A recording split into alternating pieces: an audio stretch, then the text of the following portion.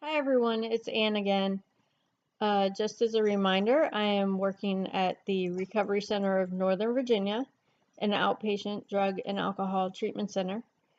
I wanted to remind you that I co-facilitate two groups with a gentleman, and I also do assessments, individual drug and alcohol assessments, to see if our services are required or needed for people, or if they just need, for example, to do ASAP, which is the um, Alcohol Substance Action Plan.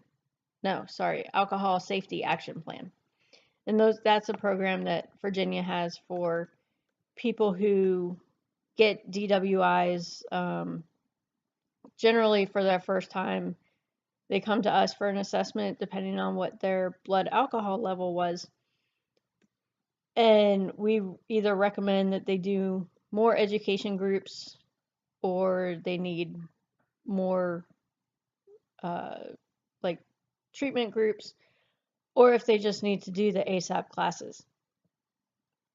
So our group got so big that it split, and it's now two groups on Monday and Wednesday nights, which is helpful for my hours.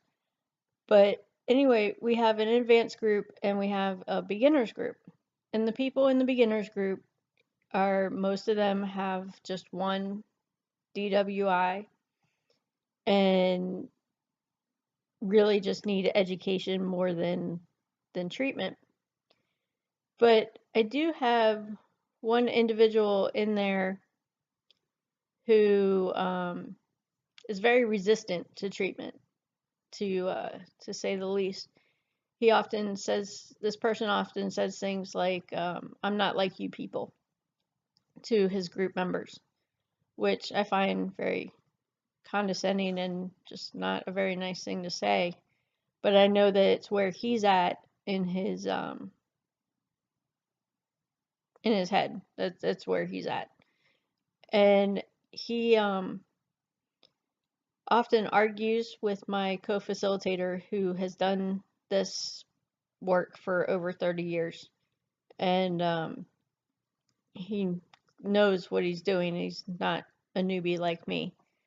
Anyway, this client often says that, he's not on the street drinking, and that's what he envisions a person doing who has a problem, is drinking alone or on the street.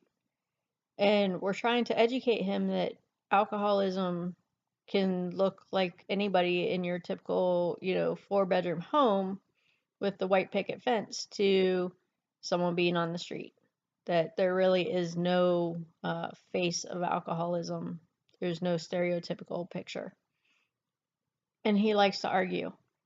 So my question for the group really is, how do you help someone who's so resistant to education and so resistant to treatment?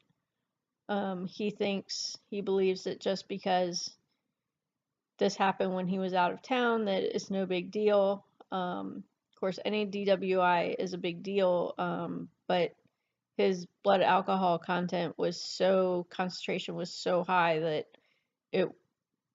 social drinkers generally don't have a blood alcohol concentration as high as he did.